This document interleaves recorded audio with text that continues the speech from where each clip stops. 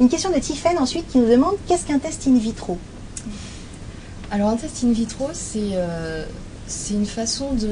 Alors ça se passe bien sûr en laboratoire, hein, dans des incubateurs. Donc les cellules sont complètement déconnectées du corps humain. Donc on a différentes techniques qui vont permettre de cultiver ces cellules.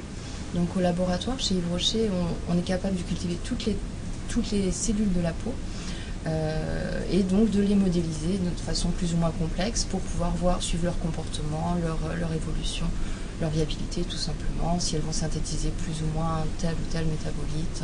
Voilà, il y a plein de méthodes pour suivre. C'est en fait la première, c'est une des premières étapes pour dégager des voies d'activité parce que on peut les faire parler assez facilement ces modèles et donc s'orienter sur une action anti-âge, minceur, protection par rapport aux UV, des choses comme ça. Et pour reboucler par rapport à la minceur, donc en effet au laboratoire on cultive donc les adipocytes ou les pré-adipocytes, donc ces cellules qui sont capables sous l'effet d'hormones, d'insuline, de se gonfler en triglycérides, hein, au moment où elles passent du stade immature, donc de pré-adipocyte au stade adipocyte, leur volume augmente de 100 fois.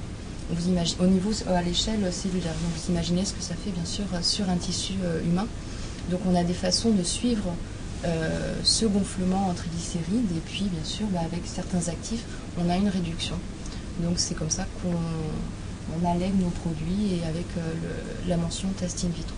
D'accord. Les tests in vitro donc dans du verre aujourd'hui sont d'une performance vraiment tout à fait étonnante, c'est-à-dire qu'on arrive à avoir des modèles de culture de cellules dans ces petites boîtes de verre qui sont des modèles extrêmement performants et on ne peut pas dire équivalent, c'est pas comme dans du vrai, comme chez une vraie personne humaine, mais on a quand même des modèles qui sont assez proches et assez indicatifs de ce qui va se passer in vivo.